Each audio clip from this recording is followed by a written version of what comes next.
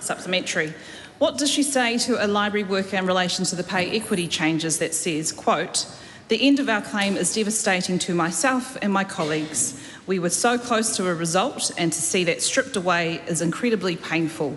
We will go on providing for our community. It's just that now we will do it knowing that our government does not value our work, and in the knowledge that we will have to start our long fight for fair wages all over again," unquote. That's right.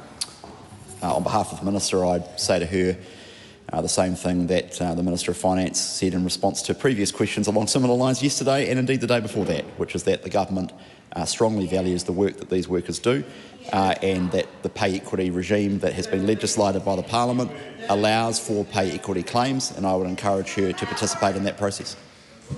Supplementary. What does she say to Miriam Bishop, a retired residential aged care worker, that says, quote, "Why would you want to work in aged care when you can get the same amount at a supermarket or McDonald's? If so, how does he expect to maintain essential care workers under those kinds of conditions?" Unquote. Well, the first thing I'd say to Ms Bishop is probably to ask whether or not we're related, and then the second thing I would ask is, exactly what I said in relation to the last answer. Supplementary. Does she agree with the tertiary library worker that says, quote, "My colleagues are on extremely low pay and deserve better. They deserve to be able to afford their rent, groceries, and be able to top up their snapper card that enable them to get to work," unquote. No, I don't agree with that.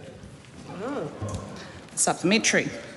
Will she take up the challenge from Tamara Badley, a home support worker who says, quote, "I challenge every single one of them to come and work with us on our wages, get assaulted at work, paying for travel out of your own pocket, then tell us why cutting off our pay equity claim is a good idea," unquote.